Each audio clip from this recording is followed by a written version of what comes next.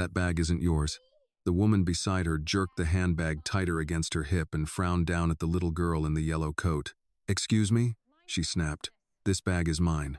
"No, ma'am, it is not," Annie said, standing her ground so close their sleeves nearly brushed. Her small chest was rising and falling fast, but her eyes did not leave the woman's face.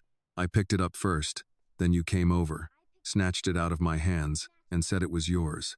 But it isn't. It belongs to that lady." A few feet away, the elderly woman was struggling down from the curb, one hand on the railing, one leg dragging slightly behind the other. "She's right," the older woman called, breathless but firm. "That handbag is mine. Please give it back." The stranger let out a sharp laugh. "Oh, here we go. So now it's 2 against 1.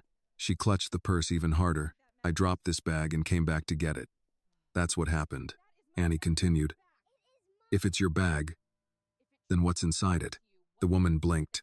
It was only a second, but Annie saw it. "What? What's inside the bag?" Annie repeated. "If it's yours, you should know." The woman's mouth tightened. "A few things," she said shortly. "Just some odds and ends. Personal items. That's nobody's business." Annie did not move. "What things?" The woman stared at her, annoyed now.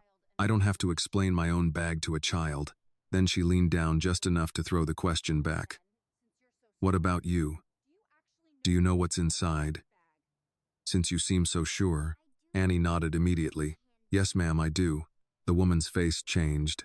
Annie pointed to the bag. "There's a red wallet inside, and a little silver pill case, and reading glasses in a dark blue case, and keys.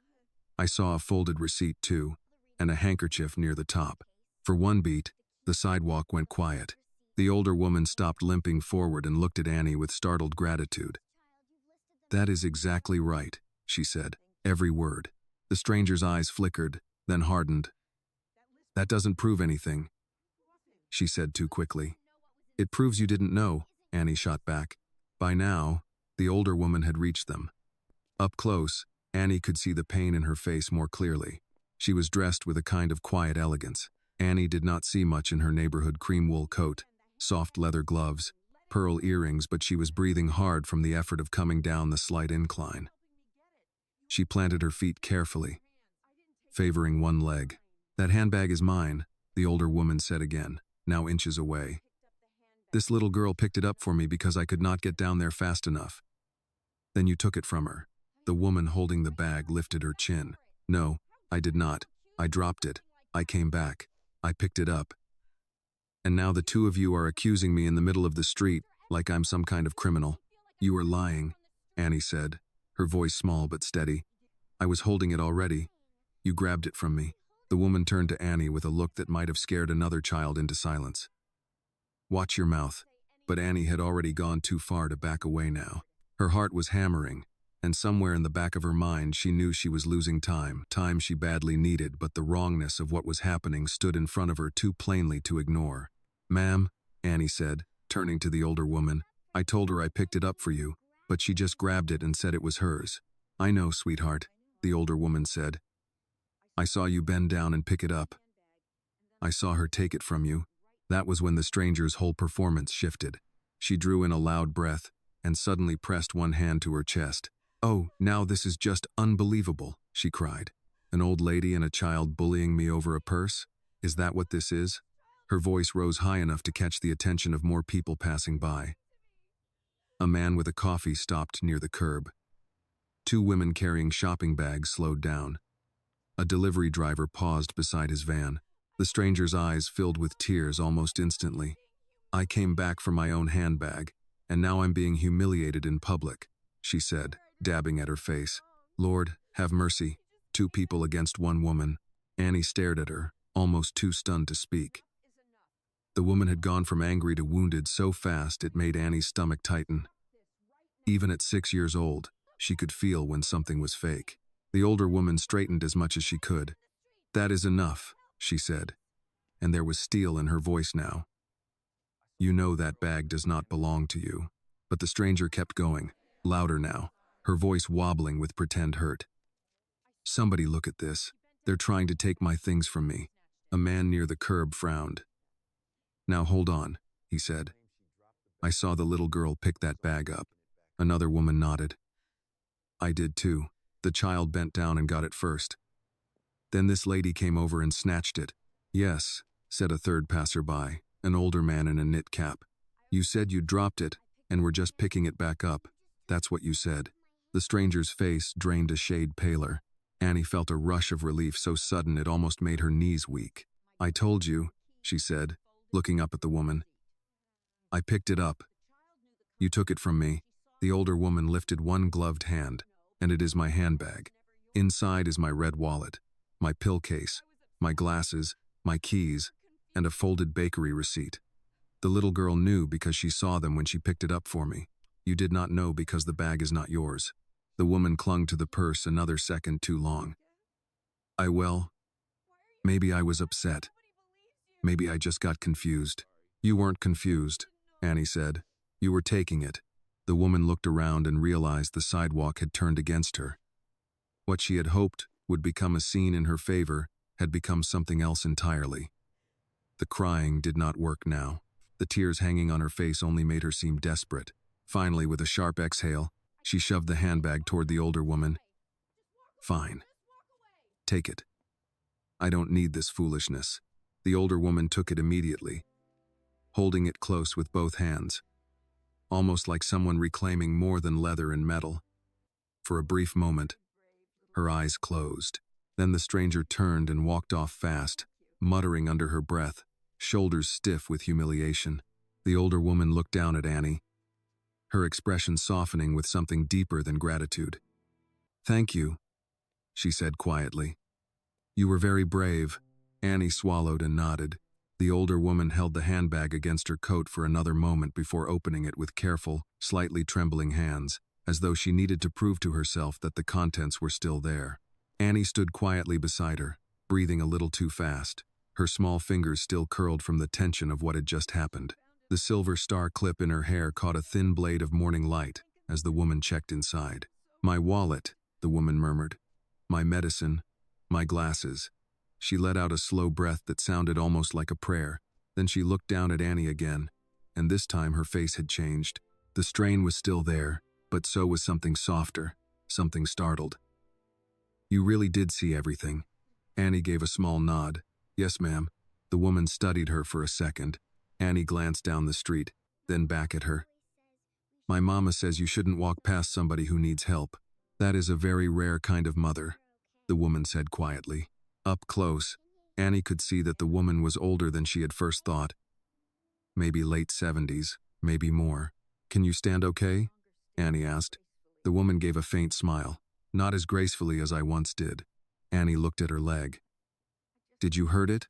Old injury, the woman said, and too much walking this morning. I thought I could manage one more block without resting.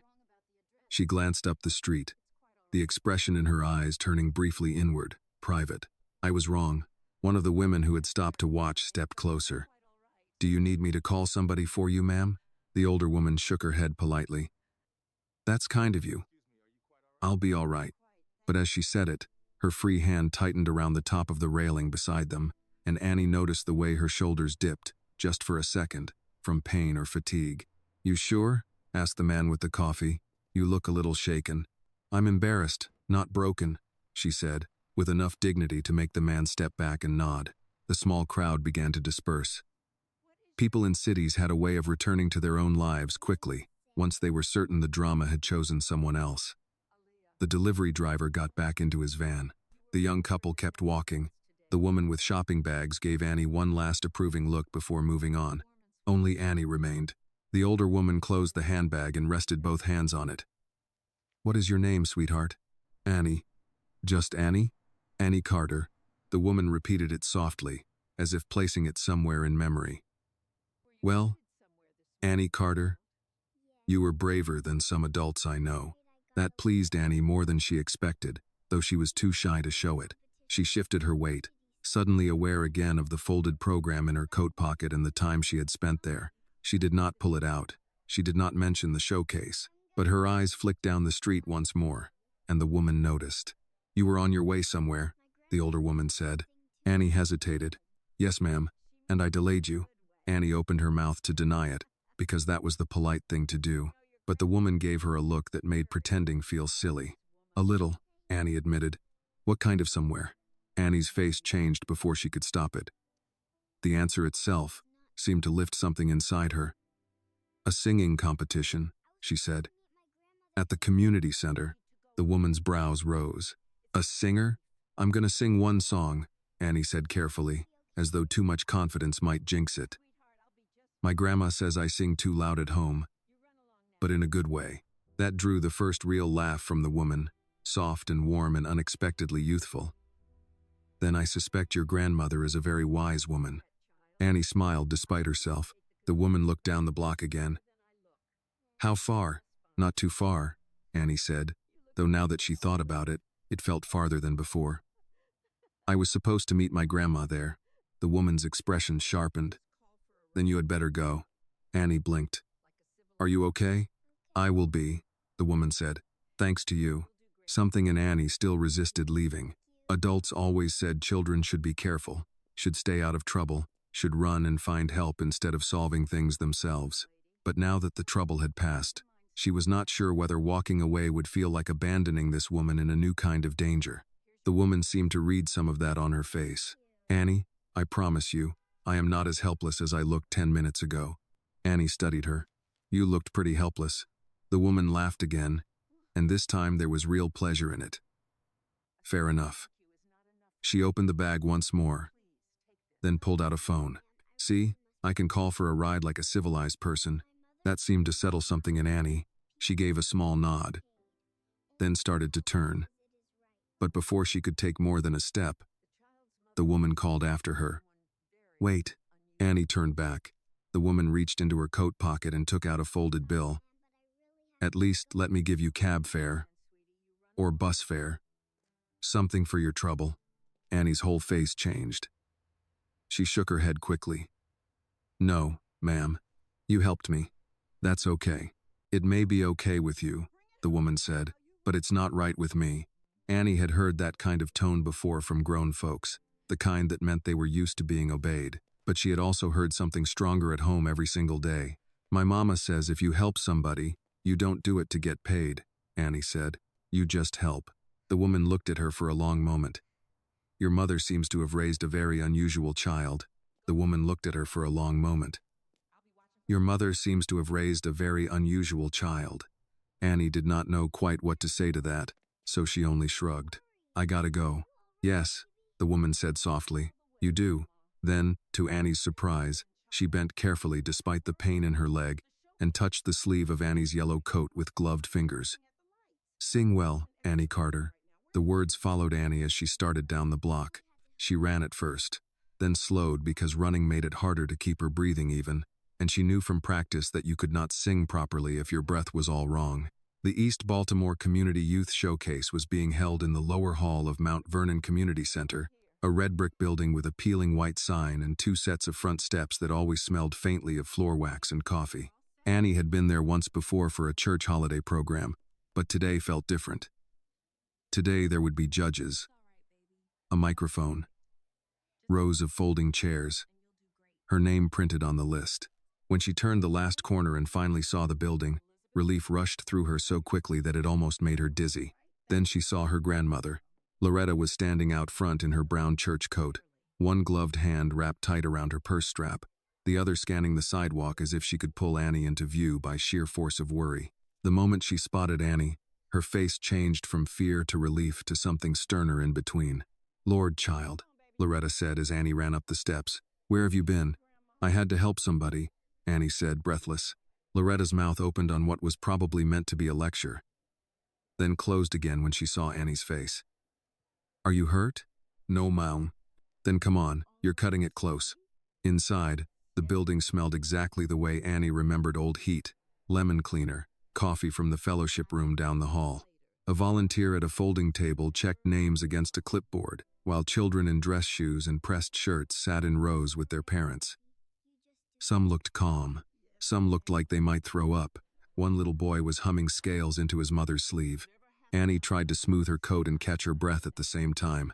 Name? The volunteer asked. Annie Carter, Loretta said for her. The woman ran her finger down the list. She's still in. Barely. Loretta exhaled. Annie did not realize until that moment that she had been holding all the fear in her body tight as a fist. They found 2 empty chairs along the side wall. Loretta crouched in front of Annie and straightened the silver star clip where it had tilted during the run.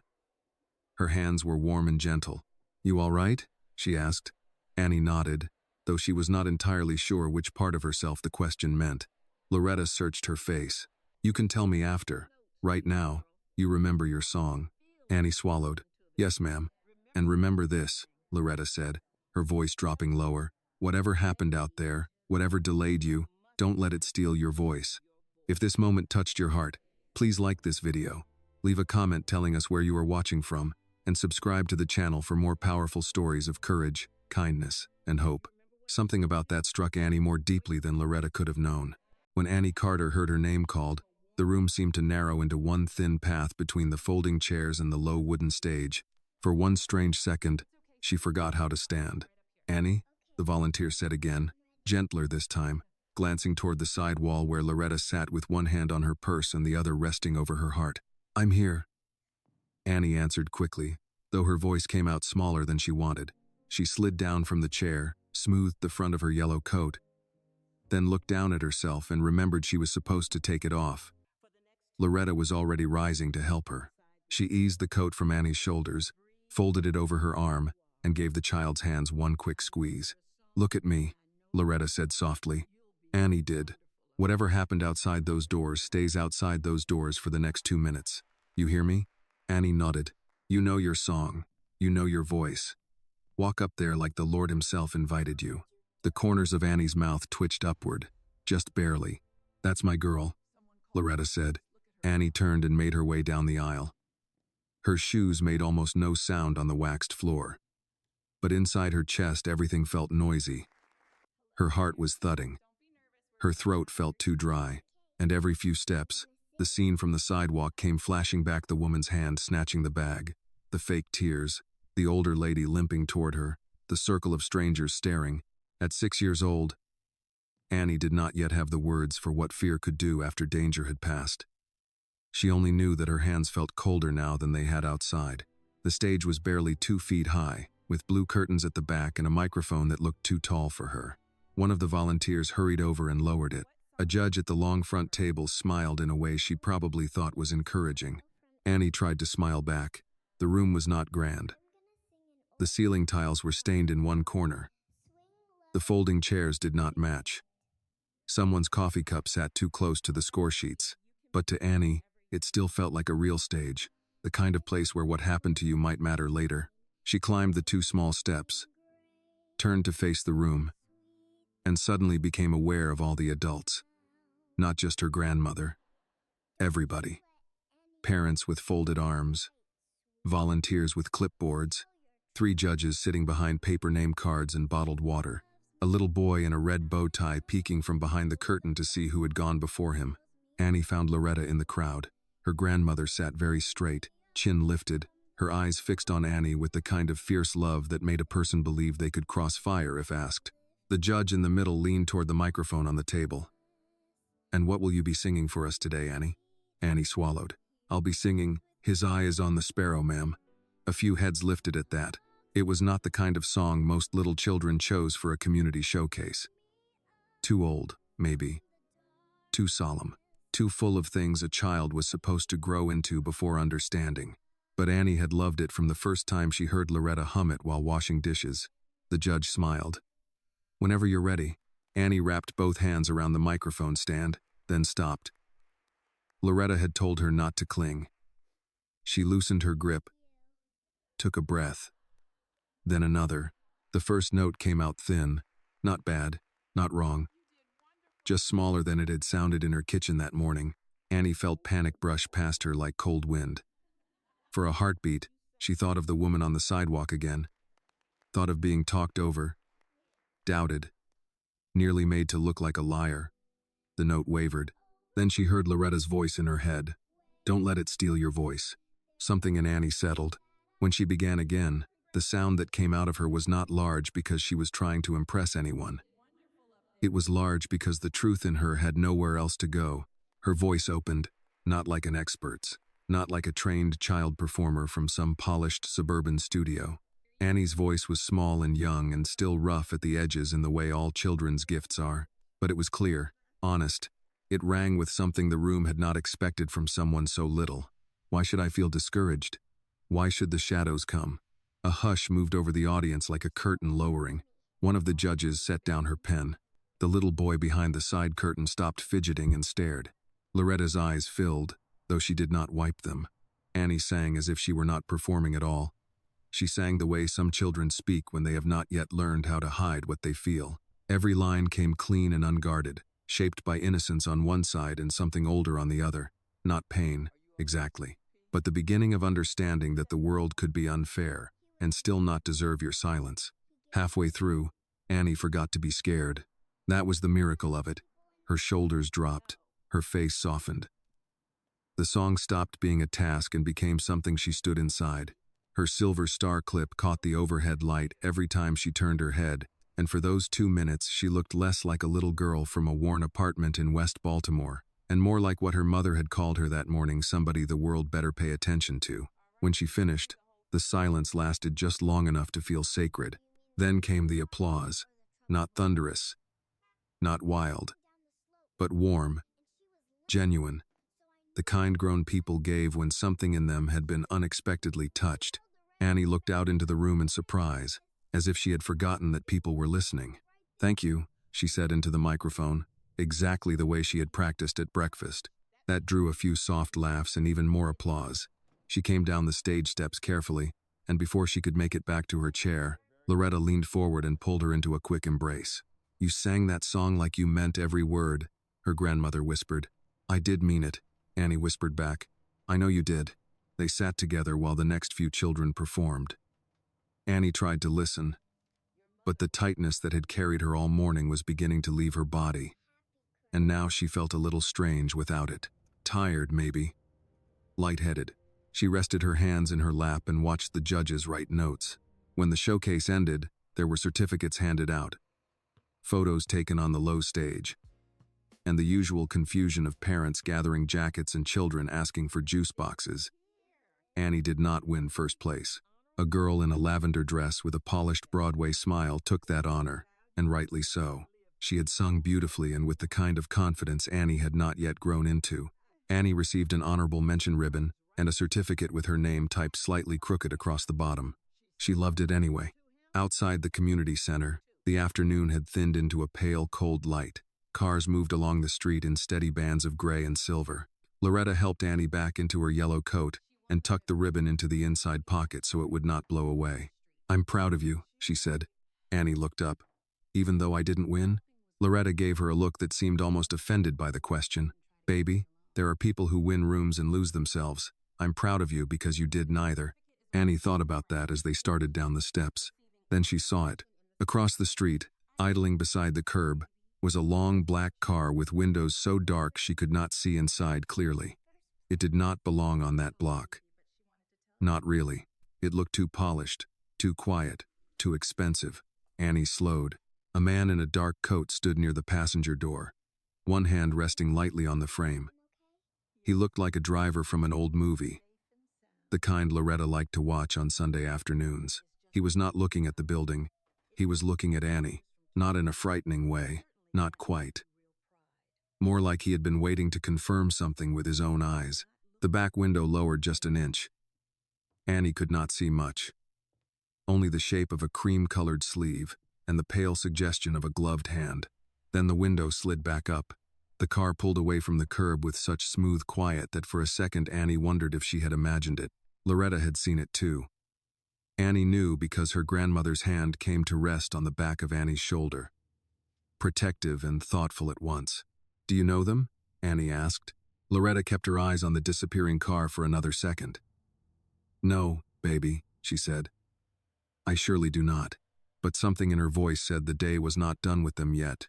As they walked toward the bus stop, Annie reached into her pocket and touched the honorable mention ribbon, then the folded edge of her certificate. The paper was slightly warm from being held close.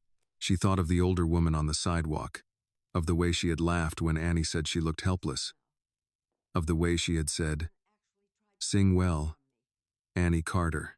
A child her age could not yet understand how certain moments crossed into each other and altered the shape of what came next.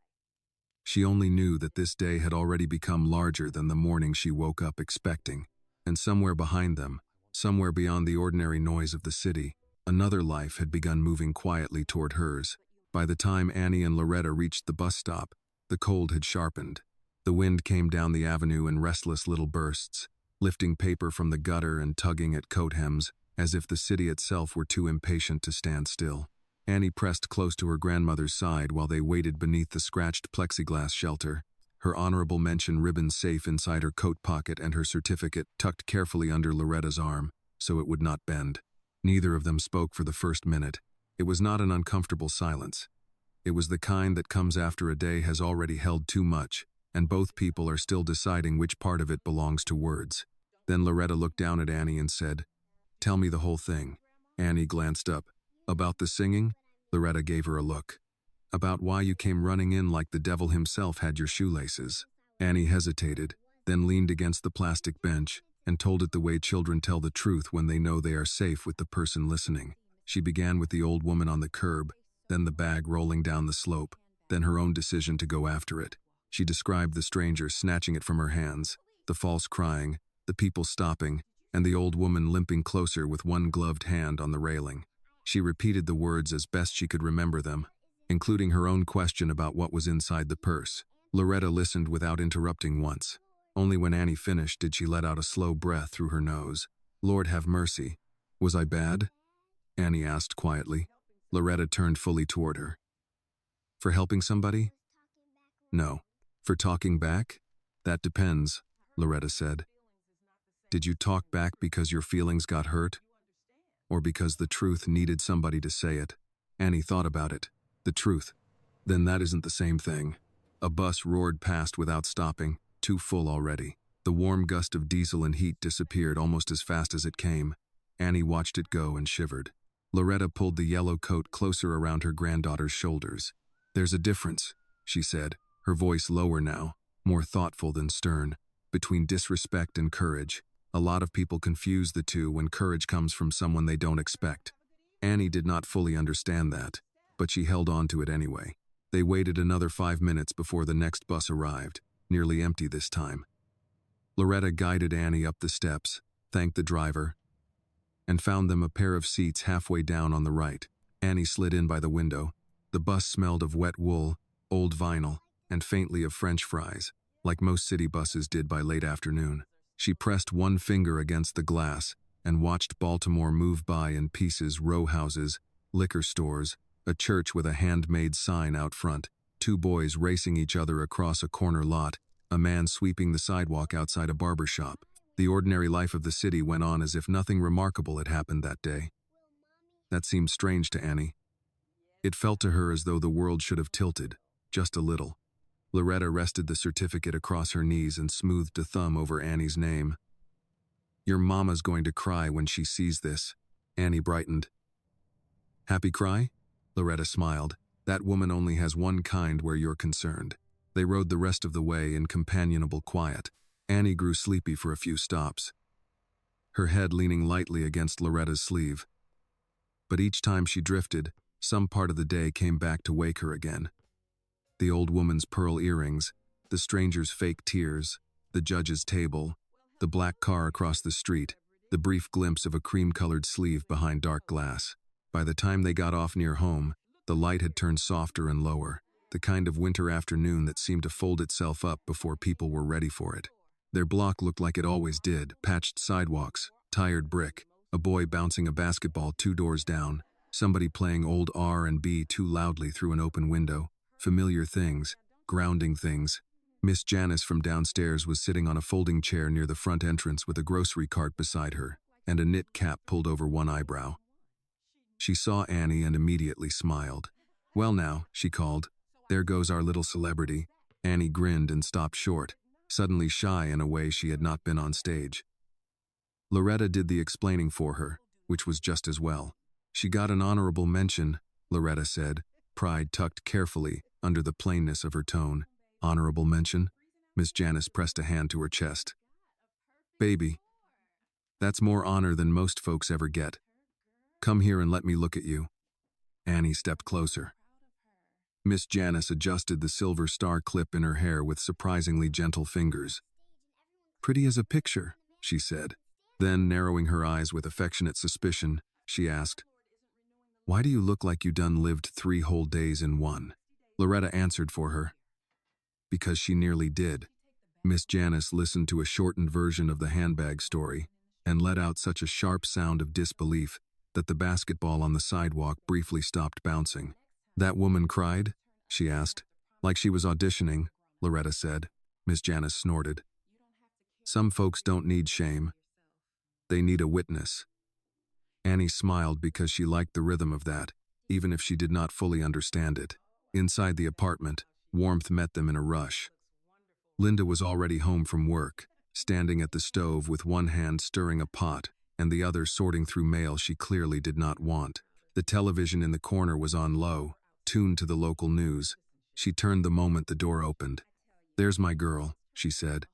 And then she saw Annie's face, the certificate, the ribbon, and whatever else had been written across the child's features by the day. What happened? Both things came out at once. Annie's small triumph in her strange ordeal, the stage and the sidewalk, the applause and the false accusation. She held up her ribbon with shy pride even while Loretta filled in the details Annie missed. Linda listened, first smiling, then frowning, then setting the spoon down altogether as the story became something else. "That woman took the bag right out of your hands?" Linda asked. "Yes, ma'am." "And you stood there and argued with a grown woman in the street?" Annie's smile faded. "A little." Linda looked at her mother. Loretta lifted one shoulder. The child was right. Linda pressed her lips together, not angry exactly, but shaken by the thought of what might have gone differently. She crouched in front of Annie and put both hands on her shoulders. "Listen to me," she said. "I'm proud of you for helping that lady. I am. But next time, if something starts turning ugly, you find another grown-up right away. You understand?" Annie nodded. "You don't have to carry every hard thing by yourself just because you know the truth." "Yes, ma'am." Linda studied her another moment, then kissed her forehead. "You still did good." That was enough to let the worry leave Annie's face. Supper that night was pinto beans, smoked turkey necks, cornbread from a cast-iron skillet, and greens Loretta had seasoned earlier in the day before they left. It was the kind of meal that made the whole apartment feel steadier. Annie sat at the table with her certificate propped carefully against the sugar bowl so she could glance at it every few seconds and confirm it was still real. Linda read it aloud 3 times anyway. "Honorable mention," she said the second time, smiling wider. "That means somebody noticed." "More than somebody," Loretta said. The room went still. Annie liked hearing that best. Not that she had sung loud, not that she had done well, but that the room had gone still. After supper, Linda called 2 relatives and made Annie repeat the story of the competition into the phone.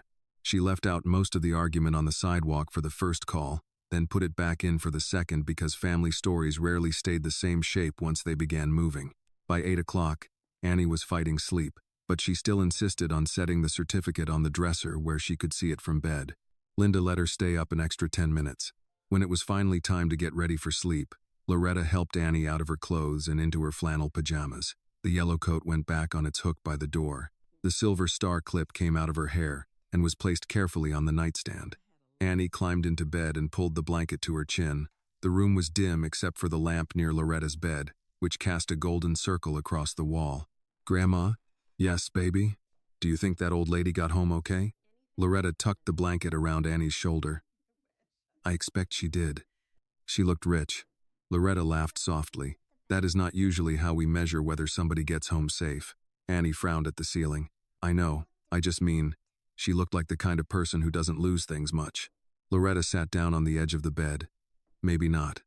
But everybody gets caught off balance eventually. Money doesn't stop age. Doesn't stop pride either." Annie considered that. "Do you think she'll remember me?" Loretta looked at her in a way that was both tender and curious.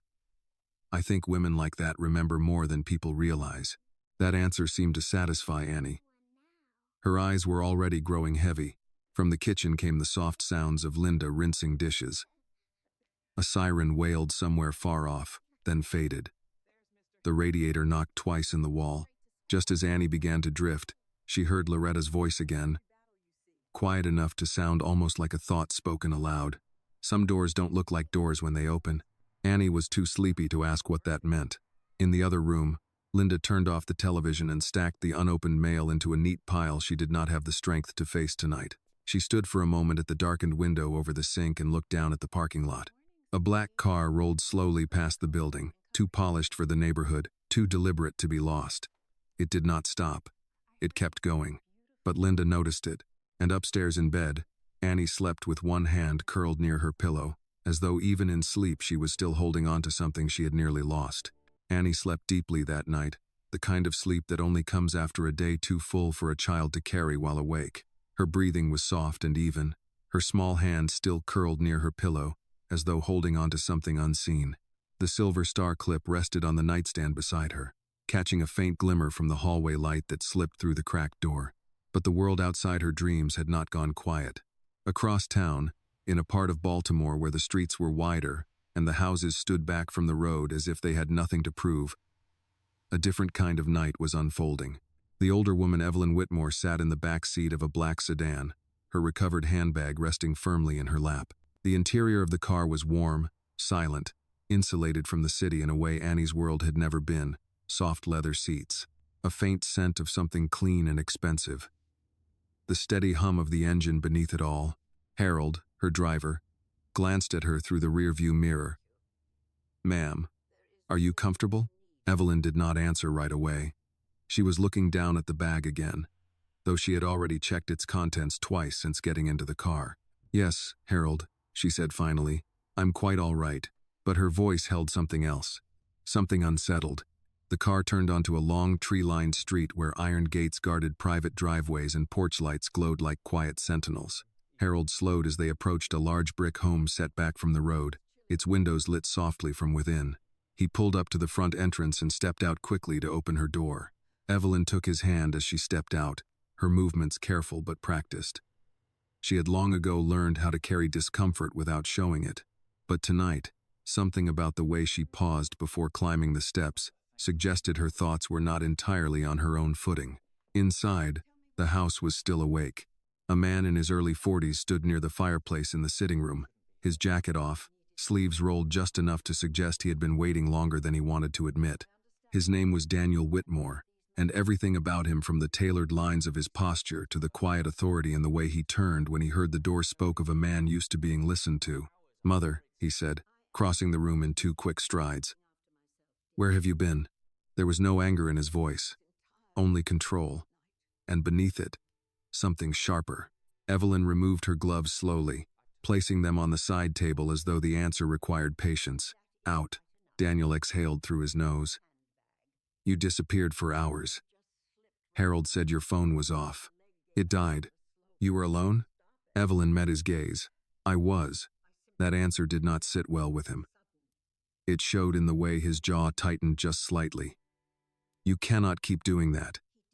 This isn't 30 years ago. You don't walk the city by yourself and what?" She interrupted, not loudly, but firmly enough to stop him. "Lose a handbag?" Daniel blinked. "What?" Evelyn set the bag down on the table between them. "It fell when I was coming up a slope. My leg gave out for a moment. I couldn't get to it fast enough." Daniel's expression shifted instantly from irritation to focus. "Did someone take it?" "They tried." The room stilled. Daniel stepped closer. "Tried?" Evelyn nodded.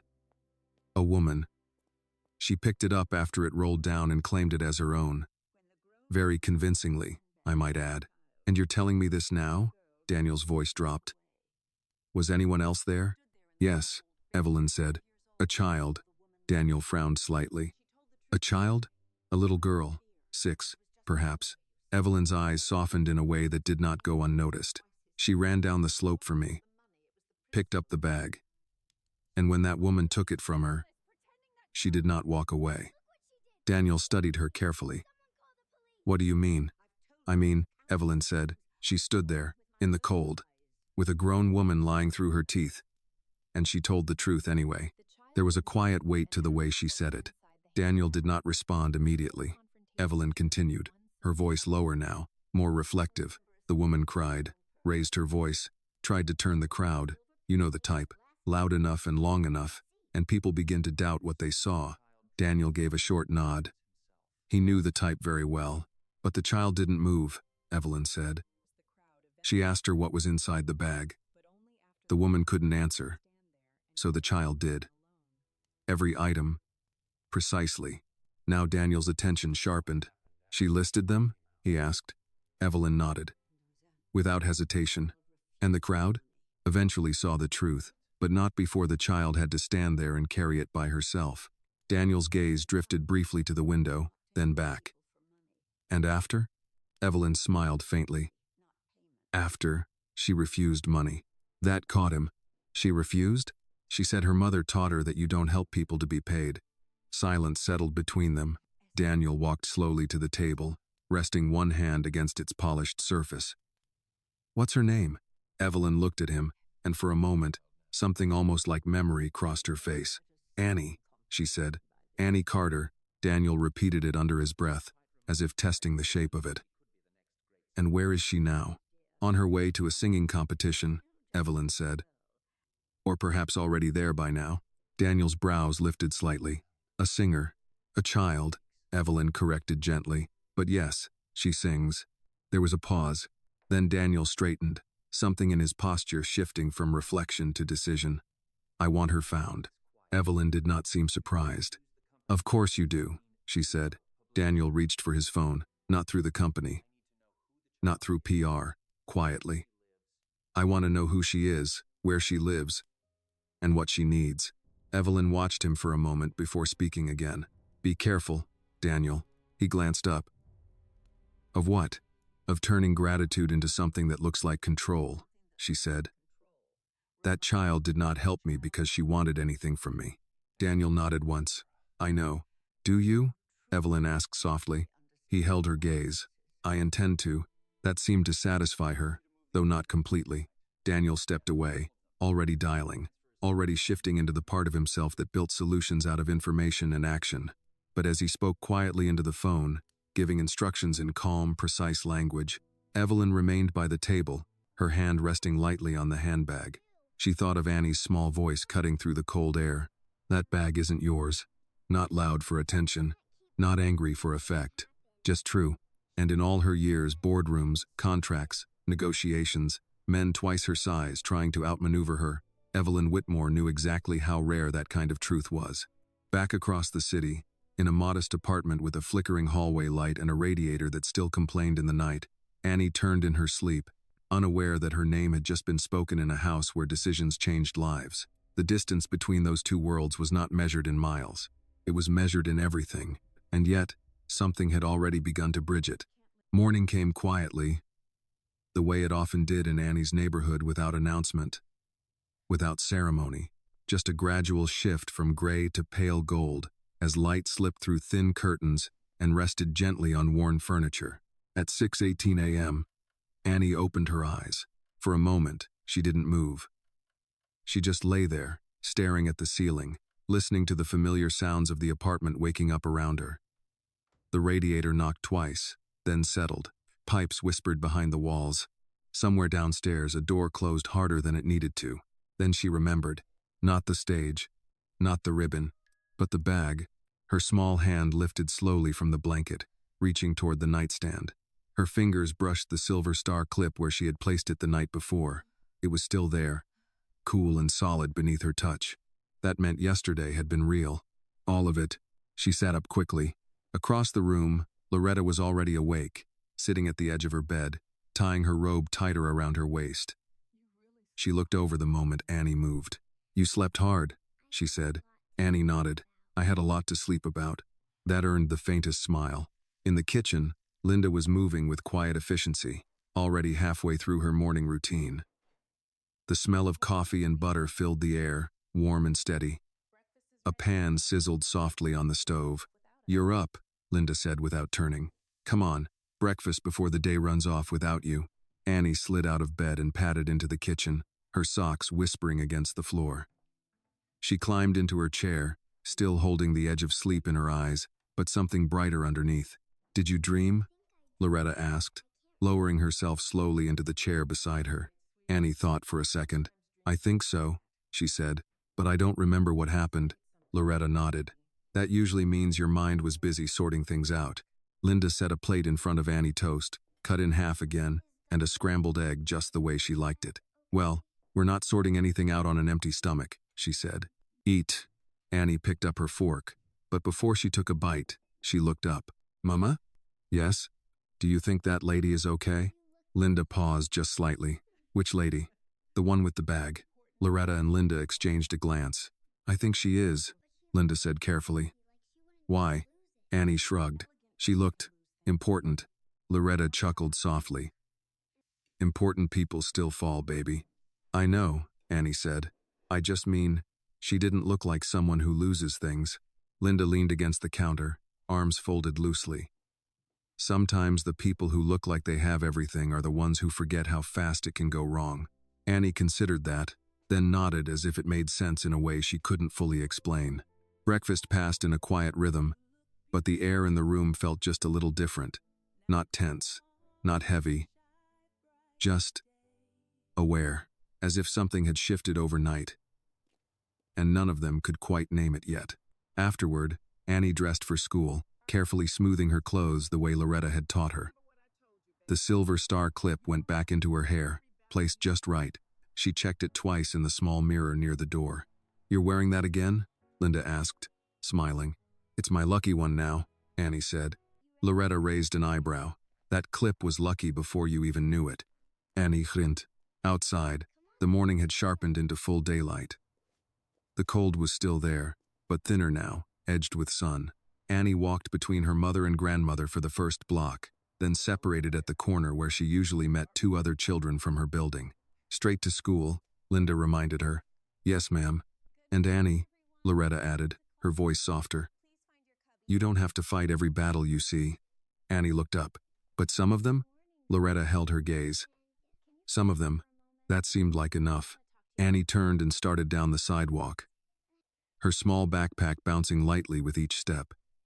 She passed the same storefronts she saw every day. The same cracked pavement, the same early morning faces, but something felt different. People noticed her, not in a big way, not loudly, but in small glances. A nod here, a smile there. Miss Janice from yesterday lifted her hand from across the street. The man who swept the sidewalk outside the barber shop paused long enough to say, Morning, little lady. Annie wasn't sure why. At school, the day began like any other. The bell rang. Coats were hung. Chairs scraped against the floor. But it didn't stay ordinary for long. Annie, her teacher, Mrs. Green, called from the doorway. Can you come here for a second? Annie walked over, a little unsure. Mrs. Green crouched slightly to meet her at eye level. I heard you had quite a day yesterday. Annie blinked. Yes, ma'am. I heard you sang beautifully, Mrs. Green said. Annie smiled. And, the teacher added gently, I heard something else, too. Annie's smile faded just a little. Mrs. Green studied her. You helped someone. Annie nodded.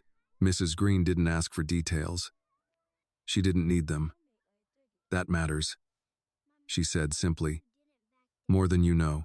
Annie felt something warm settle in her chest. The morning moved on reading time, spelling, a math worksheet Annie didn't quite finish before recess. But every so often, her mind drifted back to the slope, the bag, the woman's voice, the older lady's steady eyes, and something else. The car. At recess, Annie sat on the edge of the playground bench, her hands wrapped around her knees. Two girls nearby were arguing about whose turn it was on the swing. A group of boys chased each other across the blacktop. Everything looked the same, but Annie felt like she had stepped just slightly outside of it. Hey, a voice said beside her. She turned. It was Marcus, a boy from her class who usually didn't talk much. He stood there, shifting from one foot to the other. My mom said she saw you yesterday, he said. Annie blinked. Where? By the hill. With the bag. Oh. She said you didn't back down, he added. Annie shrugged.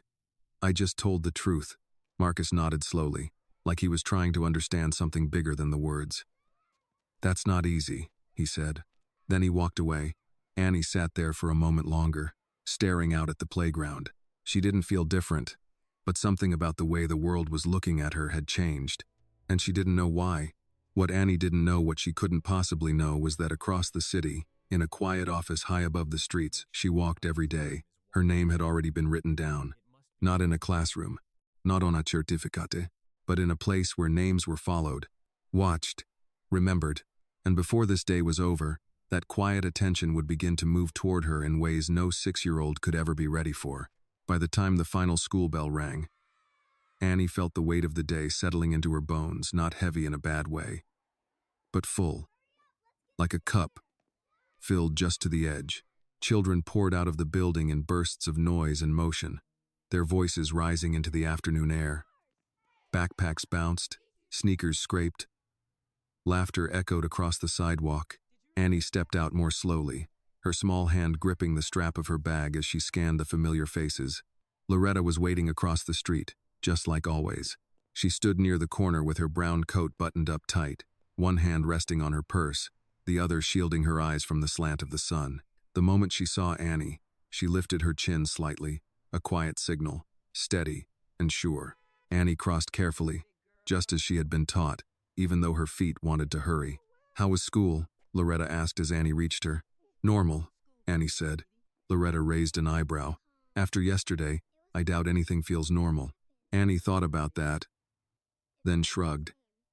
"It feels the same, but not the same." Loretta nodded once. "That's how change works. It doesn't always look different from the outside." They started walking home together, their steps slow and even. The afternoon light stretched long shadows across the sidewalk, and the air carried that faint shift that came just before evening settled in. "Did anyone say anything?" Loretta asked. "A little," Annie said. "My teacher and Marcus."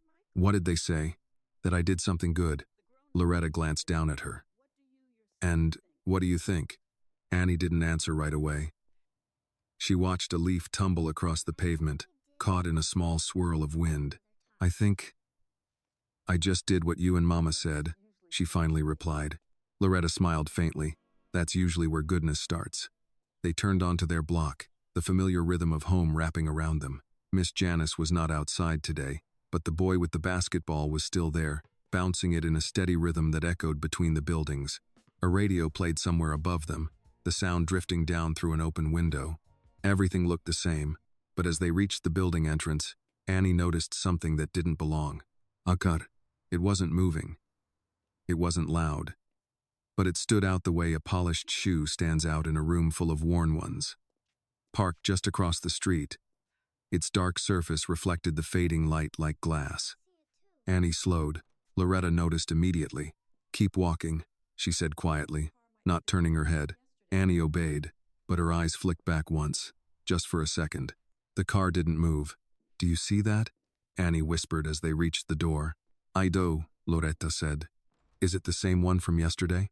Loretta didn't answer right away. She pushed the door open and guided Annie inside before speaking again. "Maybe," she said carefully. Inside, the hallway smelled like old paint and something cooking 2 floors up. The familiar sounds returned, the echo of footsteps. A television playing too loud behind a closed door. Someone arguing faintly in another apartment. Normal things, grounding things, but Annie still felt that quiet thread of unease following her. Upstairs, Linda was already home. She stood near the kitchen counter, sorting through bills with a tight expression that softened the moment she saw Annie. "There's my girl," she said. Annie set her bag down and walked over. "Mama?" "Yes?" "There's a car outside." Linda's hands paused. "What kind of car?" she asked. "A black one," Annie said. "Shiny." Loretta stepped in behind her. "Same one as yesterday, I think." Linda straightened slowly. For a brief moment, something flickered across her face, not fear exactly, but alertness. The kind that comes from living long enough to know that not everything unfamiliar is harmless. "Did anyone get out?" she asked. "No," Annie said. "Did anyone speak to you?" "No, Mom." Linda nodded once, but her eyes had already shifted toward the window. "Stay here," she said. She walked to the small window by the sink and pulled the curtain just enough to see out. The street below looked ordinary: cars passing, a man walking his dog, a couple arguing near the corner. The black car was still there. Linda let the curtain fall back into place. "Probably nothing," she said, though her voice carried just enough doubt to be noticed. Loretta crossed her arms. "Nothing usually doesn't sit and watch." Linda glanced at her mother, then back at Annie. "Either way," she said, "we're not going to assume anything yet." Annie nodded, though she didn't fully understand what there was to assume. The evening moved forward, but something had shifted. Dinner was quieter than usual, not tense, just thoughtful. Annie talked about a spelling test and a girl who had tripped during recess, but every so often, one of the adults would drift back to the window without meaning to. After dinner, Annie sat at the table drawing, her crayons spread out in a small, uneven circle. She drew the stage first, then herself standing on it, the microphone taller than she was. Then, without planning to, she added something else. A bag, then a woman, then another. She paused, staring at the drawing. "Who's that?" Linda asked, stepping closer. "The lady," Annie said. "And this one?" "The other lady." Linda studied the picture for a moment, then rested a hand gently on Annie's shoulder. "You okay?" Annie nodded. "I think so." Later, as the sky darkened and the apartment settled into its nighttime rhythm, Loretta sat near the window, her chair angled just slightly so she could see the street without making it obvious. The black car stayed longer than it should have, long enough to matter.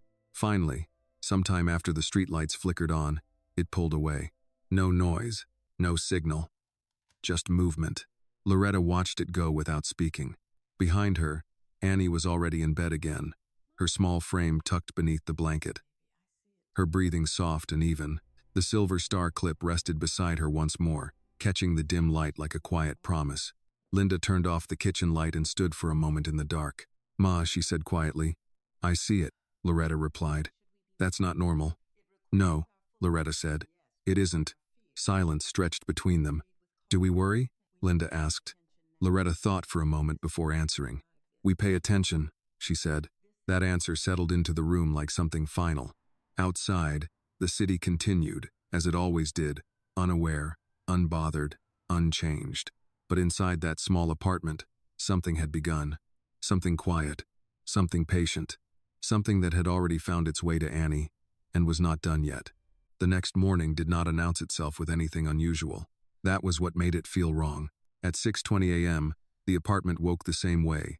It always did, pipes shifting in the walls, the soft scrape of a chair in the kitchen, the low hum of a radio that never seemed to fully turn off. Annie opened her eyes slowly, her body still heavy with sleep, her mind not yet ready to carry the weight of the questions that had followed her into the night. For a moment, she forgot. Then she heard her mother's voice. "I'm telling you, Ma, that wasn't normal." Annie stayed still, her eyes half closed, listening. From the kitchen, Loretta answered, calm but firm.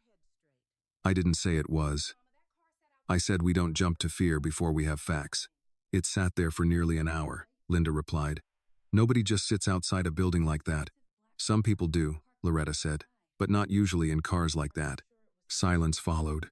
Annie sat up slowly, her blanket falling into her lap. The silver star clip was still on the nightstand, exactly where she had left it. She reached for it without thinking, turning it over in her fingers. The voices in the kitchen softened. "Keep your voice down," Loretta said gently. "She'll hear you." "I want her to hear enough to be careful," Linda answered. Annie slipped out of bed quietly and padded toward the doorway. She didn't step fully into the kitchen, just leaned enough to be seen. "I'm already careful," she said. Both women turned. Linda's face changed, first concern softening into something more measured. "You're up early." "I heard you," Annie said. Loretta gave Linda a look that said exactly what she thought of that, then motioned Annie over. "Come sit." Annie climbed into her chair, the familiar one that still had a faint scratch on the side from when she had tried to carve her initials into it with a dull pencil months ago. The kitchen smelled like butter and coffee again, steady and warm, but the air beneath it felt different. Linda set a plate in front of her, then crouched slightly so they were eye level. "Listen to me," she said, her tone calm but deliberate.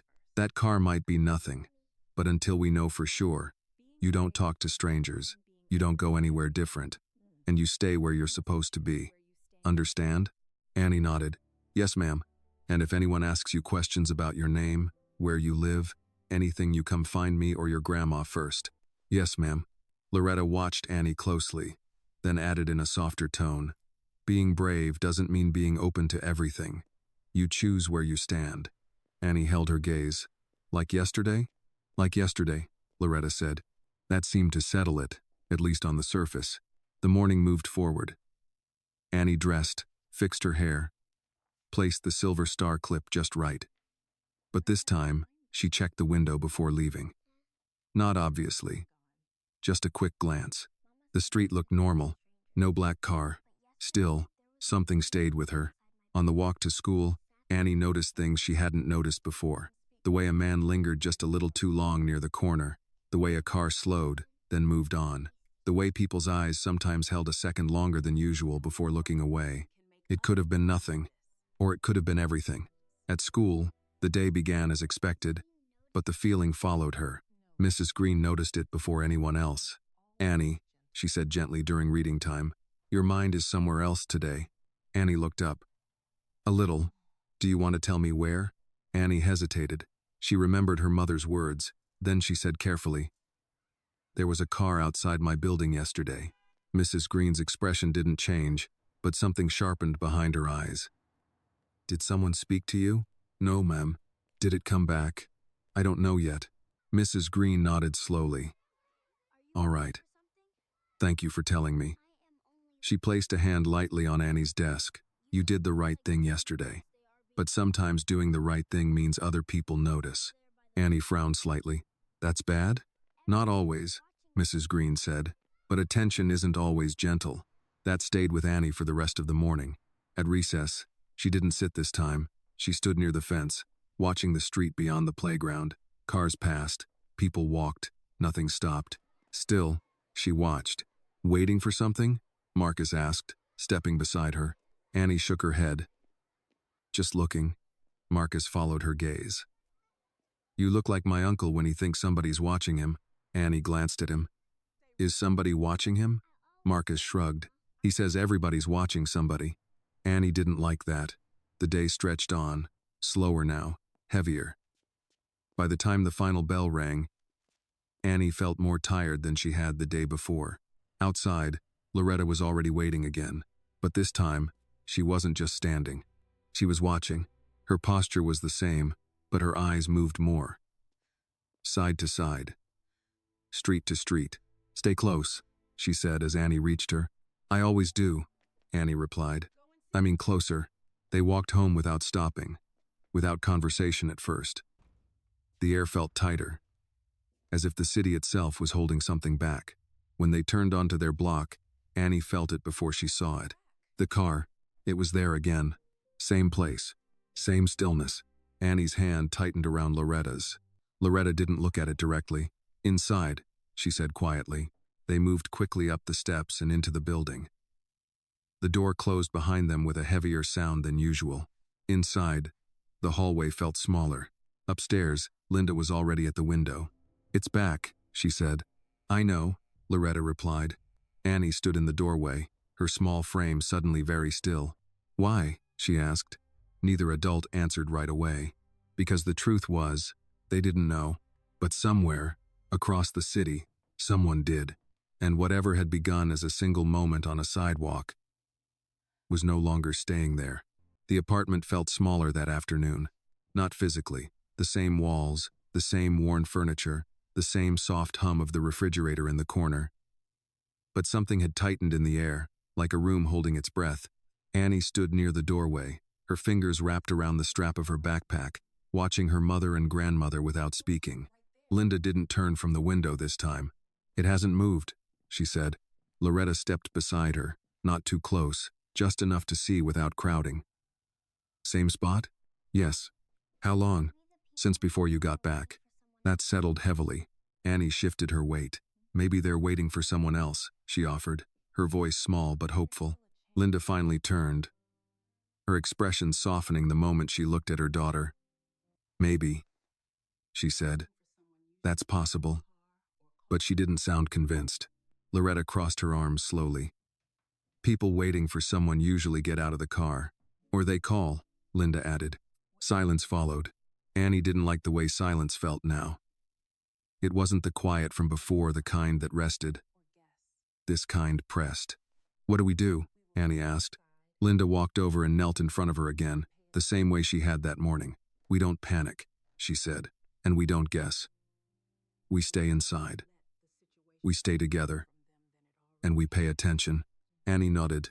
Loretta added, "And we don't let it take more from us than it already has." That part Annie didn't fully understand, but she felt it. The rest of the afternoon passed slowly. Annie tried to do her homework at the kitchen table, but her eyes kept drifting toward the window. Every sound from outside felt sharper: the rumble of engines, footsteps on pavement, a car door closing somewhere down the block. At one point, she stood on her chair and tried to peek out. "Sit down," Linda said gently, not unkindly. "I just want to see," Annie said. "I know," Linda replied. "That's exactly why you shouldn't." Annie sat back down. Time stretched. By early evening, the light had begun to fade again, turning the street outside into long shadows and dim reflections. The black car remained, unmoving, watching. Finally, Loretta spoke. "We can't sit here guessing all night." Linda looked at her.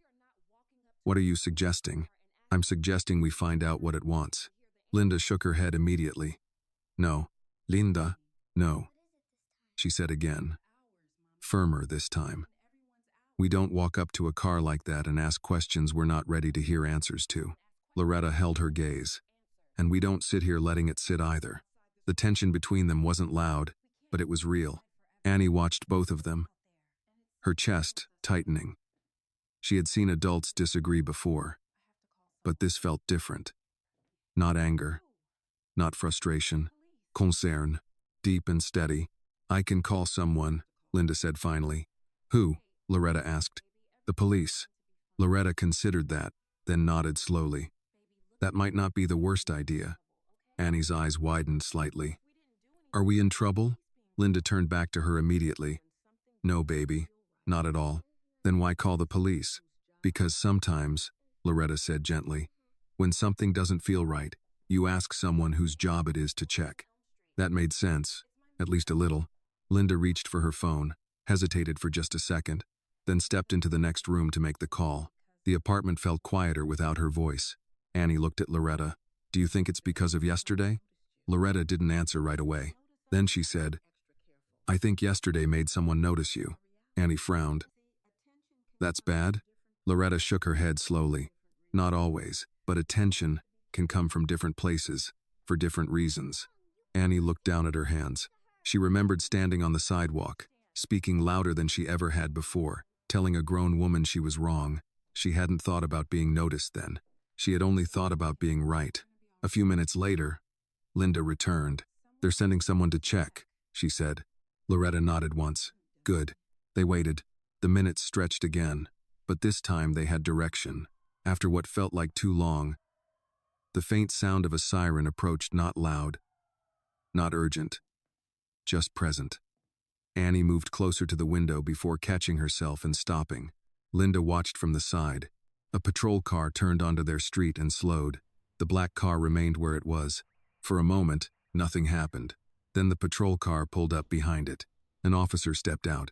Annie couldn't see clearly from where she stood, but she saw enough. The officer approached the driver's side, knocked on the window. There was a pause. Then, the black car's window rolled down. Annie held her breath. She couldn't hear what was said. She couldn't see who was inside.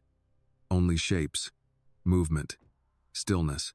Then the officer stepped back slightly. The conversation didn't look tense, didn't look like trouble. After another moment, the officer nodded once. The black car started. Slowly, calmly, it pulled away from the curb. No rush, no panic, just leaving. The patrol car remained a moment longer, then pulled off as well. Gone. Just like that. The street returned to normal. Cars passed. A man walked his dog again. Someone laughed in the distance. Inside the apartment, no one spoke for a few seconds. Then Annie whispered, "That's it?" Linda exhaled slowly, tension leaving her shoulders. "Maybe." Loretta didn't look convinced. "That was too easy," she said quietly. Linda glanced at her. "Or maybe it was exactly what it looked like." Loretta turned slightly, her eyes thoughtful. "And what did it look like to you?" Linda hesitated. Then she said, like someone who didn't want trouble. Annie looked between them. Then why were they here? She asked. No one answered. Because the truth was, that question had just begun. And somewhere else in the city, far from that small apartment and the narrow street it overlooked, a man stood by a window, listening to a quiet report. Yes, the voice on the phone said. We located her. A pause. No, sir. No contact was made.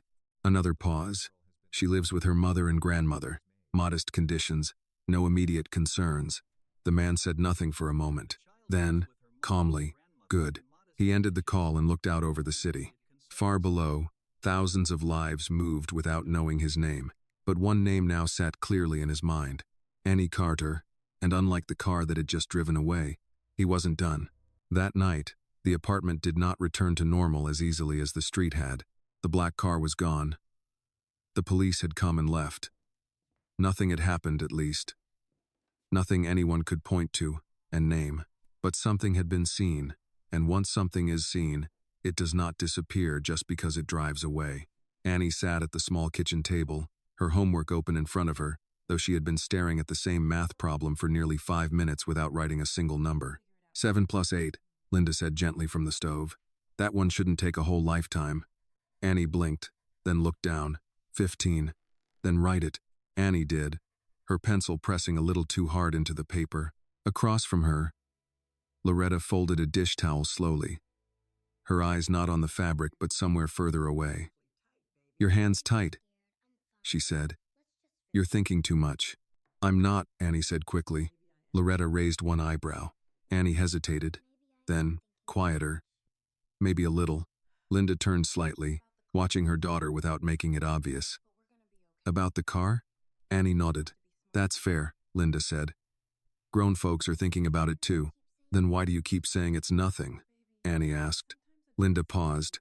Because children notice things like that. Because sometimes, she said carefully, you say it's nothing until you know if it's something. Annie considered that, then nodded slowly.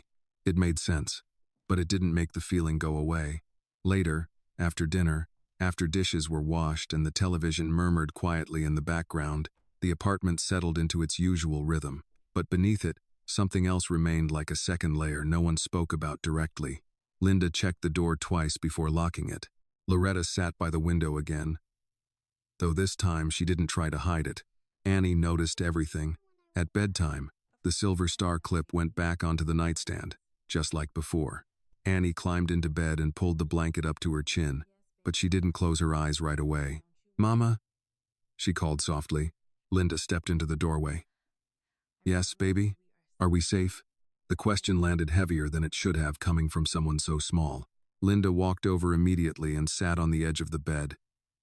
Yes, she said, without hesitation. We are. You promise? I promise. Annie studied her face for a second, searching for something she didn't have the words for. Then she nodded and finally closed her eyes. Across the room, Loretta turned off the lamp. The night deepened, but in another part of the city, the night was still very much awake. Daniel Whitmore stood in his office, the lights low, the skyline stretching out in front of him through floor-to-ceiling glass. The city below looked different from here, quieter, more controlled, as if distance had softened its edges. Behind him, a man in a dark suit stood with a tablet in hand. We confirmed the location, the man said. Small apartment building, West Baltimore. Mother works 2 jobs. Grandmother lives with them. No criminal history. No unusual activity. Daniel didn't turn. And the car? He asked. Removed after police presence, the man replied. No escalation. Daniel nodded once. Silence stretched between them. Sir, the man added carefully, if I may, this level of attention, for a child.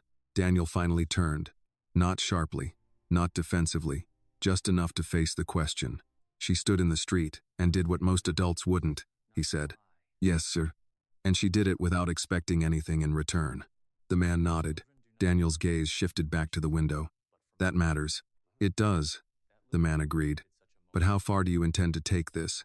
That was the real question. Daniel didn't answer immediately. Instead, he walked slowly across the room, his hands loosely clasped behind his back. the quiet confidence of someone used to making decisions that carried weight. When I was 10, he said, I watched a man lie in front of a room full of people. Everyone knew he was lying, but no one said anything. The man remained still. Daniel continued, Do you know what stayed with me? The man shook his head slightly. Not the lie, Daniel said. The silence. He stopped walking. Children don't learn courage from speeches. They learn it from moments. And yesterday, that girl created one. The room held that thought. Finally, Daniel turned back. Prepare something appropriate. The man hesitated. Appropriate, sir? Daniel's expression didn't change. Not charity. Yes, sir. Not publicity. Understood. Something that respects what she did, without turning it into something she didn't ask for. The man nodded. I'll begin immediately, Daniel added, almost as an afterthought. And I want to meet her. That made the man pause again. In person? He asked. Yes. At her home? Daniel considered that. Then calmly, yes. Back in the apartment, Annie turned in her sleep, her small hand shifting slightly against the pillow. She dreamed this time, not clearly. Not in a way she would remember in the morning. But there were pieces of it. The stage, the bag, the old woman's voice, and something else she couldn't quite place. A door, not one she recognized, not one she had opened, just there, waiting. In the kitchen, Linda stood by the sink, staring out into the dark where the car had been. It's gone, she said quietly. For now, Loretta replied. Linda crossed her arms. You think it's coming back? Loretta didn't answer right away. Then she said, I think something started, and things that start don't usually end that quickly. Linda let out a slow breath. I don't like not knowing, she admitted. No one does, Loretta said. Silence again. Then Linda asked, What do we do? Loretta looked toward Annie's room. We do what we've always done, she said. We protect what's ours, and we pay attention. The night stretched on, quiet on the surface, restless underneath. Because while one car had left, something else was already on its way. The knock came just after sunrise. It wasn't loud, it wasn't urgent. But it carried a kind of certainty that made it impossible to ignore. Annie heard it before she was fully awake. At first, it folded into her dream, blending with the echo of a door she had seen but never opened. Then it came again, 3 steady taps, spaced evenly. Deliberate enough to belong to someone who was not guessing. Her eyes opened.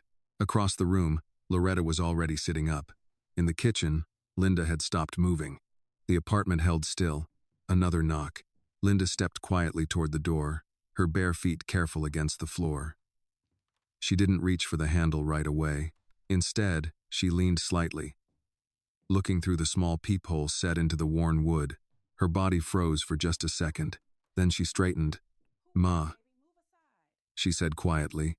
Loretta was already standing. Who is it? She asked. Linda didn't answer immediately. Then carefully, it's him. Annie sat up in bed. Who? Linda turned her head slightly. Stay there, she said. But Annie had already slipped out of bed, her small feet silent as she moved toward the doorway. She didn't go all the way into the living area, just enough to see. Linda opened the door. The man standing outside did not look like he belonged in that hallway. He was tall, composed, dressed in a dark coat that fit him too well to be ordinary. His presence didn't fill the space loudly, but it changed it completely. Behind him, just a few steps back, stood another man, quieter, watchful, saying nothing. Good morning, the first man said. His voice was calm, controlled. Not warm, not cold. Measured. Linda held the door but did not step aside. Can I help you? The man inclined his head slightly. My name is Daniel Whitmore. The name meant nothing to Annie, but it meant something to Loretta. Annie saw it in the way her grandmother's shoulders shifted. Just slightly. Like a memory had been pulled forward from somewhere deep. Linda didn't move. And what do you want, Mr. Whitmore? Daniel's gaze remained steady, respectful, but direct. I believe your daughter helped my mother yesterday. The air in the hallway changed. Annie stepped forward without realizing it. That was your mother? She asked. Linda turned immediately. Annie, but Daniel's eyes had already found her. Not sharply. Not in a way that made her shrink. But fully. as if he recognized her without needing to be told. Yes, he said. That was my mother. Annie blinked. She's okay? A faint shift crossed his expression. Not quite a smile, but something close. She is. Because of you. Silence settled again. Linda's hand tightened slightly on the door. You said what you came to say. Thank you. We appreciate it. She began to close the door. Wait. The word was quiet, but it stopped her. Daniel did not move forward. He did not raise his voice. He simply stood there, as if he understood exactly how much space he was allowed, and no more. I'm not here to intrude, he said. And I'm not here to cause concern. But I believe some things should be said properly. Linda studied him. You've already said thank you, she replied. Daniel nodded once. Yes. But gratitude isn't always a single sentence. Loretta stepped closer now, her presence firm but measured. Then say the rest from there, she said, nodding toward the hallway. You don't need to step inside to do it. Daniel accepted that without hesitation. My mother told me what happened, he said. Not just that your daughter returned her bag, but how she did it. What she stood through. What she refused to back away from. Annie listened, her fingers curling slightly at her sides. Daniel continued. There were adults there who chose silence. Your daughter did not. Loretta's gaze didn't soften. We raised her that way. I can see that, Daniel said. Linda crossed her arms slightly. And what exactly are you here for? Now the moment had come. Daniel paused, just briefly, as if choosing the shape of his words carefully. I would like to offer something, he said. Linda's expression changed immediately. No. It came faster than expected. Stronger too. Daniel didn't react. You don't know what I'm offering yet. I don't need to, Linda replied. She didn't help your mother for anything. I know that, Daniel said. Then we're done here. Again, she moved to close the door. Please. This time, there was something different in his voice. Not authority. Not insistence. Something closer to respect. Linda hesitated. Daniel met her eyes. If you still say no after I finish, I will leave and not return. You have my word. That mattered. Linda looked at Loretta. Loretta held Daniel's gaze for a long second, then gave the smallest nod. Say it, she said. Daniel exhaled quietly, as though a door had been opened just enough. I'm not here to give your daughter money, he said, and I'm not here to make her a story. That landed. I'm here because what she did deserves an opportunity, he continued. Not as a reward. As recognition. Annie didn't fully understand the words, but she felt the weight of them. What kind of opportunity? Linda asked. Daniel glanced briefly at Annie, then back. My mother told me your daughter sings. Annie's eyes widened. Linda didn't look at her. She does. There is a youth program we support, Daniel said. Training, mentorship, real guidance, the kind that opens doors if the talent is there. Silence. Then carefully. And if it's not? Linda asked. Then nothing is taken away, Daniel replied. But the chance is given. Loretta studied him. And what do you get out of this? Daniel answered without hesitation. Nothing I can use. That answer hung in the air. Annie stepped forward just a little. Will I still sing my songs? Daniel looked at her again, and this time there was no distance in his gaze. Only if you want to. She thought about that, then nodded. Linda's eyes moved between them. This was the moment. Not about money, not about fear, about trust. You said you'd leave if I said no, she said. I will, Daniel replied. Linda looked at Annie, then at Loretta, then back at him. The door remained open, but the decision had not yet been made. Linda did not answer right away. The hallway remained still, the door half open, the morning light cutting across the worn floor between two very different worlds. Annie stood just behind her mother's arm, small but present, her eyes moving between the adults, as if trying to read something that had not yet been spoken aloud. Loretta broke the silence first. What does that opportunity look like? She asked. Daniel didn't rush his answer. It starts with an introduction, he said. A visit to the program, meeting the instructors. No commitments, no contracts, just a chance to see if it's something that fits her. Linda's expression remained guarded. And transportation, costs, time, all covered, Daniel said simply. That was the part Linda didn't like. Annie could feel it. Nothing is free, Linda said. Daniel nodded. That's true. So what's the cost? She pressed. Daniel held her gaze. Trust, he said. The word landed heavier than anything else he had said. Loretta exhaled slowly. That's the most expensive thing you could ask for. I know, Daniel replied. There was no argument in his tone. No persuasion. Just acknowledgement. Annie looked up at her mother. Mama, can I try? Linda didn't answer immediately. Instead, she crouched down again, bringing herself eye level with her daughter. Her hands rested gently on Annie's shoulders, steady but thoughtful. You don't even know what it is yet, she said softly. It's singing, Annie said, and learning. And maybe more than that, Linda replied. Annie thought for a second. Then, quietly, yesterday was more than I thought, too. That stopped Linda, not because of the words alone, but because of how simply they were said. Loretta watched the moment unfold, then stepped closer. We don't have to decide everything right now, she said. We can take one step and still keep our footing. Linda stood slowly. She looked at Daniel again. This time not as a stranger at the door, but as someone who had crossed into their morning with intention. One visit, she said. Daniel nodded once. No promises beyond that, she added. Understood. No cameras, Linda continued. None. No stories. No press. No turning her into something she didn't ask to be. You have my word. Linda held his gaze for another second, searching for something she could rely on. Whatever she saw, it was enough. For now, she said. Daniel inclined his head slightly.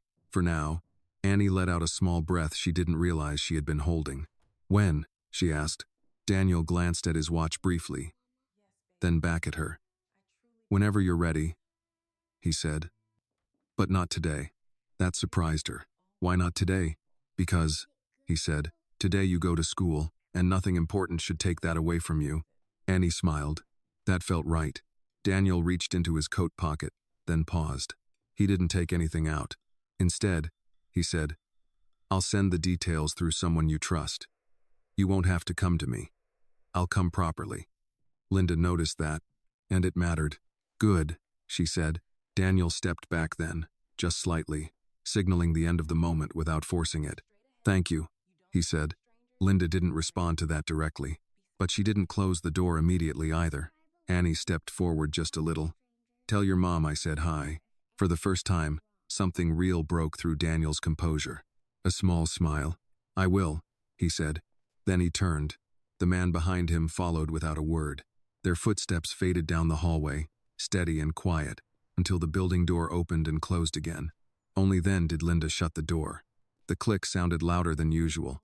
Inside, the apartment felt the same again, and completely different. No one spoke for a moment. Then Annie looked up. Is this real? Linda let out a slow breath. I think it is. Loretta walked back toward the kitchen, her steps thoughtful. Real doesn't always mean simple. Annie followed her. Is it good real or bad real? Loretta glanced back at her. That depends on what we do with it. The morning resumed, but not in the same way. Breakfast tasted the same, but quieter. The radio played, but no one really listened. Annie got dressed for school, fixing her hair carefully, placing the silver star clip with extra attention this time. At the door, Linda knelt again. Same rules, she said. Annie nodded. Stay where I'm supposed to be. Don't talk to strangers. And? Tell you if anything feels wrong. Linda kissed her forehead. Good. Outside, the street looked ordinary again. No black car. No waiting presence. Just the same city moving forward like it always did. But Annie walked differently. Not bigger. Not louder. Just aware. At school, the day unfolded as usual. But Annie carried something new inside her. Not excitement exactly. Not fear. Possibility. At recess, she stood by the fence again. But this time she wasn't looking for anything. She was thinking, what if I'm not good enough? She asked quietly, more to herself than anyone else. Marcus, who had wandered over again, shrugged. Then you're not, and then you do something else. Annie looked at him. That doesn't sound scary to you? Marcus shook his head. What's scary is not finding out. Annie considered that. Later that afternoon, As she walked home with Loretta, the city felt different again. Not because anything had changed, but because something had opened. Back in the apartment, Linda stood by the window once more. Not watching, just standing. "Ma," she said quietly. "Yes? You trust him?" Loretta took her time answering. "I trust what he didn't do," she said. Linda frowned slightly. "What does that mean?" "He didn't push. Didn't promise too much.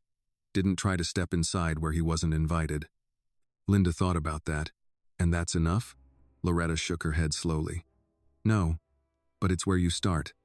Evening settled in. Dinner was quieter again, but not tense this time.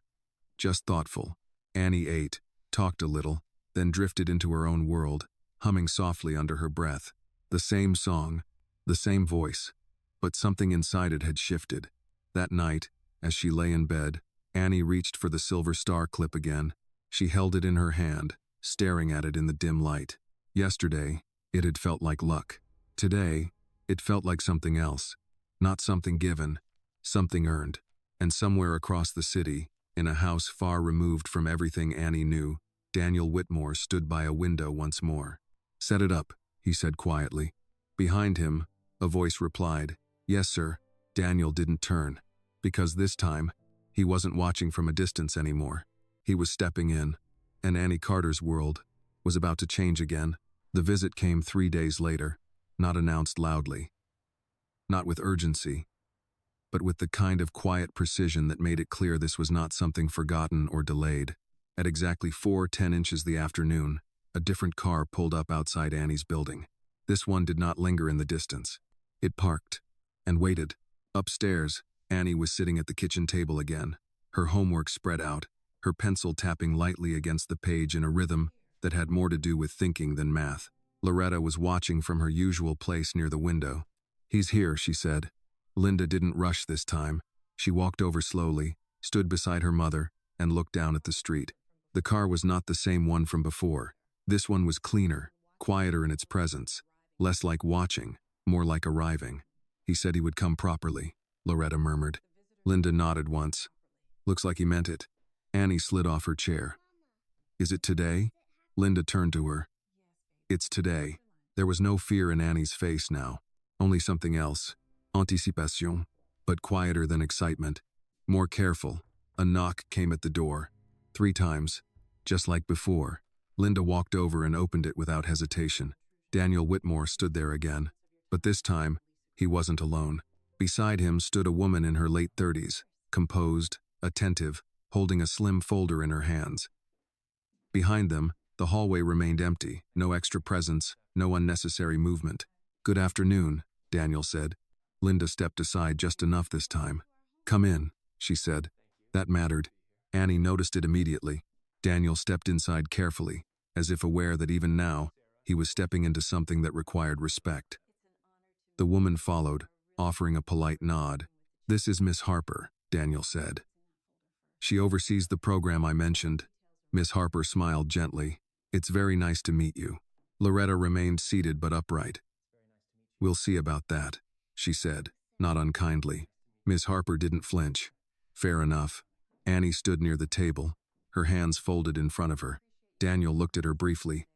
"Hello again, Annie." "Hi," she said. Linda gestured toward the chairs. "You can sit." They did. The apartment felt smaller with more people inside, but not crowded. Just full. Miss Harper opened her folder, but didn't immediately take anything out. Instead, she looked directly at Annie. "Daniel told me what happened," she said, "and I'd like to hear it from you, if that's okay." Annie blinked. "The bag?" "Yes." Annie glanced at her mother. Linda gave a small nod. So Annie told it again. Not perfectly, not with dramatic detail, just the way she remembered it, the slope, the bag, the woman, the question, the truth. When she finished, Miss Harper didn't speak right away. She studied Annie for a moment. Then she said, "Do you know why that matters?" Annie shook her head. "Because," Miss Harper said, "talent can be taught, skill can be trained. But what you did, that doesn't come from lessons." Loretta leaned back slightly. "We call that raising a child right." Miss Harper smiled. "Then someone did their job very well." Linda didn't react outwardly, but Annie saw the way her shoulders softened just a little. Daniel spoke next. The program isn't about making stars, he said. It's about building people who know who they are before the world tries to tell them otherwise. That landed differently than before. More clearly, Miss Harper finally opened the folder. Inside were a few simple pages. No heavy contracts, no dense legal language, just information. Workshops twice a week, she said. Vocal training, stage presence, confidence development. Transportation is provided. Meals on longer days. No cost to you. Linda's eyes moved over the pages, not rushing. And if we decide it's not right, she asked. Then you walk away, Miss Harper said. No penalty, no pressure. Loretta nodded slowly. That's how it should be. Annie stepped closer to the table. Do I have to be the best? All three adults looked at her. Miss Harper answered gently. No. Then what do I have to be? Daniel spoke this time. Honest, he said. Annie held his gaze. That, she understood. Silence settled for a moment. Then Linda asked the question that mattered most. Why her? Daniel didn't look at Annie when he answered. He looked at Linda, because when no one else spoke, he said, she did. No hesitation. No performance. Just truth. That was enough.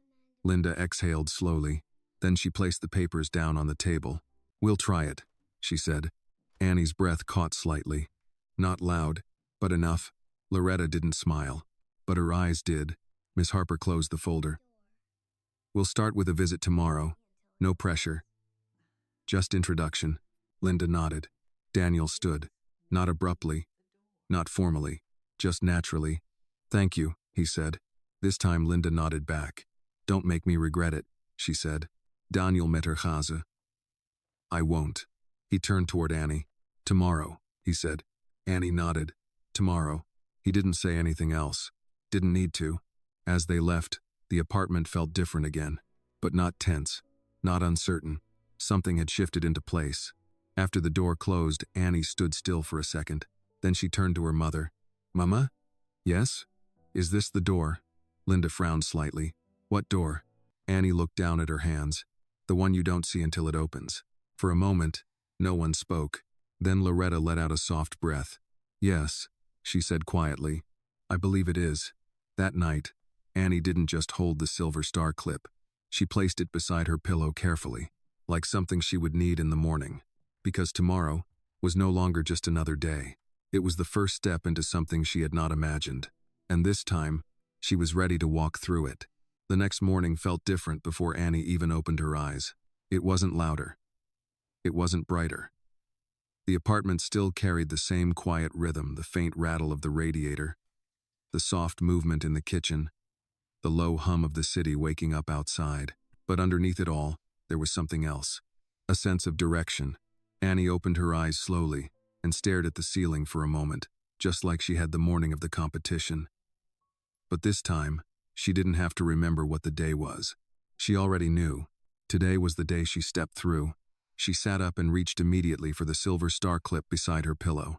Her fingers closed around it, holding it tighter than usual, as if it had become more than just something pretty, something steady, something that belonged to her no matter what came next.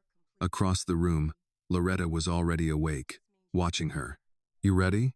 She asked. Annie nodded. I think so. Loretta smiled faintly. That's the right answer. Anybody who says they're completely ready is usually lying.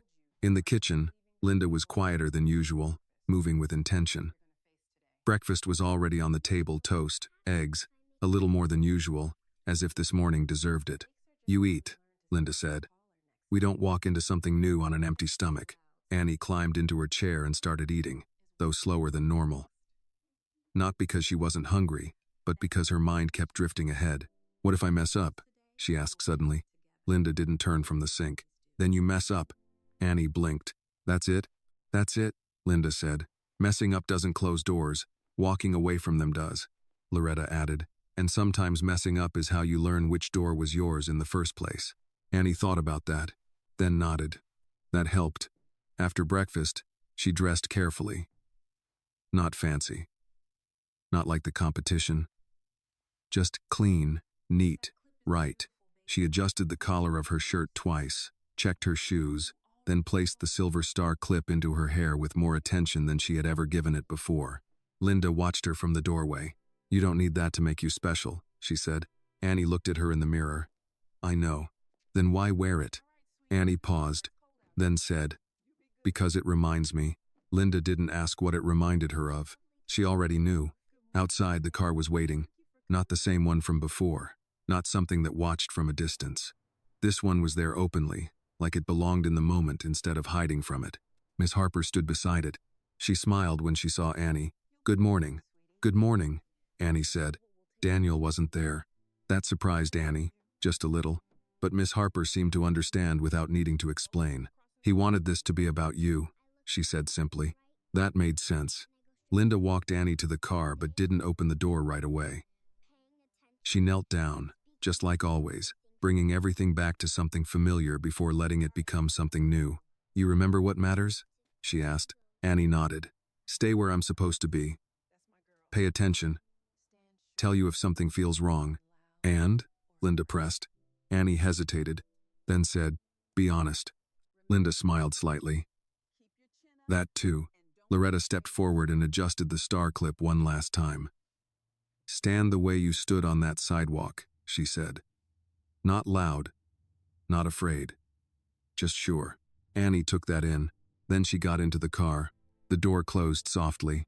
And just like that, she was moving. The ride across the city felt longer than it was. Annie watched everything.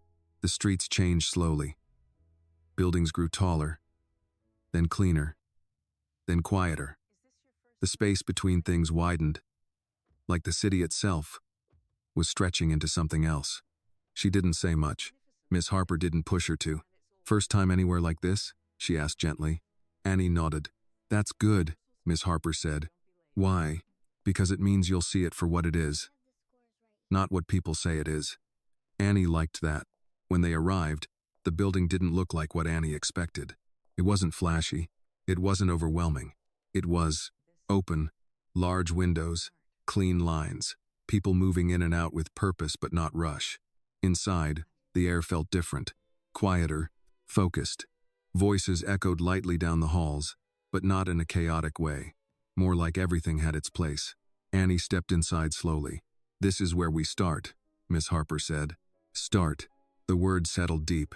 They walked through the hallway, past rooms where voices warmed up, where instruments played softly, where other kids older, younger were practicing, learning, trying.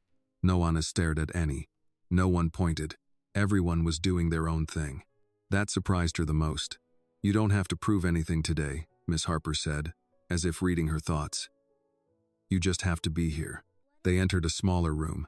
A piano sat in the corner. A microphone stood in the center. Nothing else. Simple. Clear. Annie stood there for a moment. This was it. Not a stage. Not a competition. Just a space. "What do I do?" she asked. Miss Harper leaned lightly against the wall. "What you always do." Annie looked at the microphone, then down at her hands, then back up again. She stepped forward. No audience. No judges. No pressure. Just her. She took a breath and began. The first note came out soft, then stronger, then steady.